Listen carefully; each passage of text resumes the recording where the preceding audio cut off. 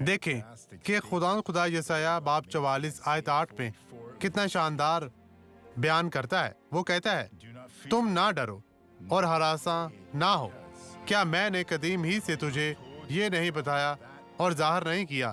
تم میرے گواہ ہو۔ کیا میرے سوا کوئی اور خدا ہے؟ نہیں، کوئی چٹان نہیں، میں تو کوئی نہیں جانتا۔ اپنے خدا پر ایمان رکھیں، وہ تمہیں فتح دے گا۔ وہ چاہتا ہے کہ آپ وہ شخص بنیں جو آپ بائبل پڑھتے وقت محسوس کرتے ہیں۔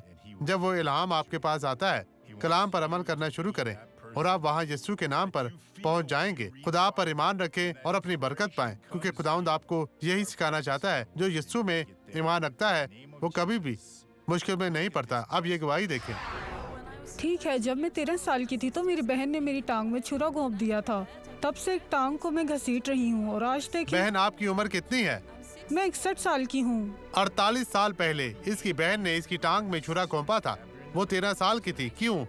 کیا آپ دونوں سے لڑ رہی تھی؟ وہ چاہتی تھی کہ میں اس کے لیے کچھ کروں، میں نہیں چاہتی تھی، اس لیے اس نے مجھے چاقو مار دیا۔ تو آپ کیسے چل رہی تھی؟ اس نے آپ کو چھری میں ماری۔ ہمیشہ اسی طرح اب آپ معمول سے چل سکتی ہیں۔ ٹانگ گھسیٹتی تھی۔ اب وہ اچھے خدا کی طریقے سے تعریف چلے ہو۔ بہن، چلتے جائیں۔ وہ 48 سال بعد شفا یاب ہوئی ہے۔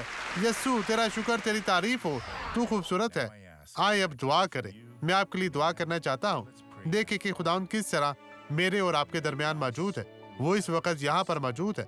پیارے خداوند یسوع ناصری، میں ان لوگوں کو تیرے پاک لہو میں چھپاتا ہوں۔ انہیں برکت دے، انہیں ہر طرح کی مشکل پریشانی سے آزاد کر اور انہیں ہر طرح کی تکلیف سے آزاد کر۔ اب ہر طرح کی بدی ان لوگوں کی زندگیوں سے چلی جائے، انہیں چھوڑ دے اور کبھی بھی واپس نہ آنا۔ میں تجھے ابھی کہتا ہوں، میں تجھے یسوع کے نام میں حکم دیتا ہوں، مسیح یسوع ناصری کے نام میں، آمین۔